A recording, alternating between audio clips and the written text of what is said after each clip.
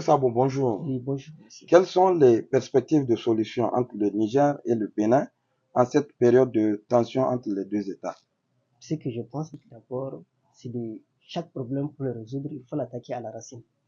La racine n'est rien d'autre que les dirigeants qui ont le pouvoir réel. Partant de là, avec cette disposition du pouvoir réel, il doit prendre conscience de l'instrumentalisation impériale et également des Occidentaux qui sont derrière eux, qui les instrumentalisent contre leur peuple, en cherchant à satisfaire les intérêts des Occidentaux tout en bannissant l'intérêt national de leur entourage qui est leur propre nation.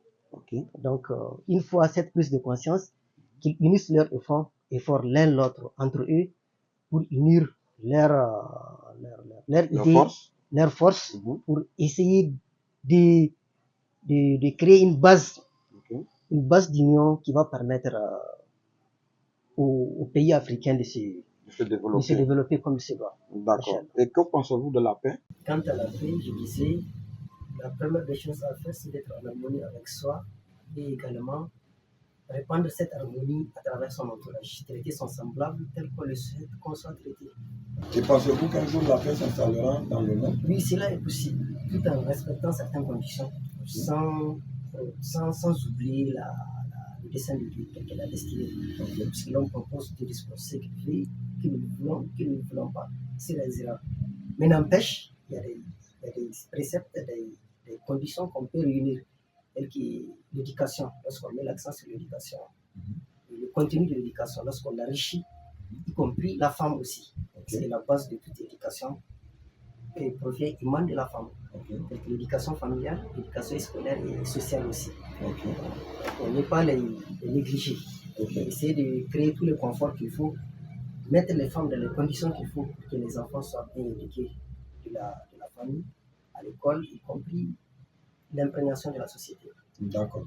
Et quel message avez-vous à lancer à l'endroit des dirigeants pour que cette paix-là puisse être définitive et qu'elle puisse s'installer dans le monde? Le message que j'ai à lancer, c'est de faire un effort. Parmi eux, il y a deux clans. Le clan positif et le clan négatif. Ceux qui je veux dire par positif, ceux qui ont pris conscience de ce qui est bon à faire selon la logique des faits. Et ceux qui savent que voilà la logique, mais ils refusent, ils nient la logique, mais ils suivent leur passion. En faisant des actes de forfaiture, de délinquance, en contribuant à aider le terrorisme. Voilà, à financer aussi le terrorisme. Donc, qu'est-ce qu'ils doivent faire? C'est de chercher à reconnaître leur tort, combattre leur tort, bannir leur tort et revenir à leur raison. Continuer à prophétiser, mettre en pratique les bonnes consignes, les bons préceptes qui militent pour que la paix soit mise en pratique. C'est-à-dire se remettre en cause, corriger les erreurs et revenir à des meilleurs sentiments pour que cette paix puisse être définitive et s'installer. Les sentiments d'état d'âme. Merci, M. Sabo.